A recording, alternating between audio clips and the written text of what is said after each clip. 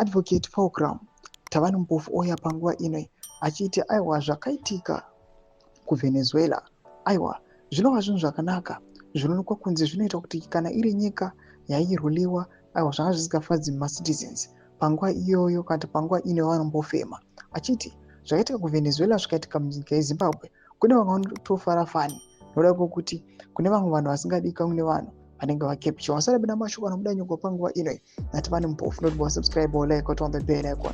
Tavanhu Mpofu anotanga posta this post ya Joe Biden yamuri kuona yakanzi Trump talks tough on Venezuela but admires thugs and dictators like Nicolas Maduro.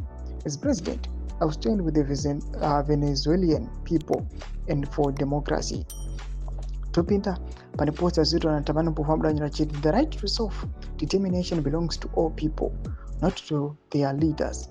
When the interests of the rulers or the governing class are at risk, that does not necessarily amount to a breach of the people's right to self-determination. That distinction is crucial. One can oppose or remove leaders without attacking the population. Indeed, protecting the people's right to self-determination may sometimes require confronting and dispossessing imposed leaders and holding them to account. Ndo mashoko anoyatogwa panapa naTavanhu Mpofu. Vanhu vanouya vachipindura zvakasiyana-siyana aiwa vamwe vachimukriticiza vamwe vachimubvunza kuti saka iwe uri kuti zvakaitwa naTrump zvakanaka here kuti zvakashata here. Just to mention a few panapa tinoona umwe anopinda wanyora achiti Biden should stay quiet. His administration once put a $25 million US bounty on Maduro's head. Why the sudden change now? Hypocrisy runs deep in the radical left. Vamwe vachiti keep dreaming. What happened to Venezuela president will never happen in Zimbabwe and the local imperialist enablers like you.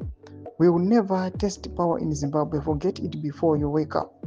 Do manobuda nyo mashoko ambuda chinowane momwe. Mwano pindo zvakare achiti big, small, the irony of you celebrating this world order under the false illusion that it will give very small you a chance to rule Zimbabwe is lost on you, advocate, only you.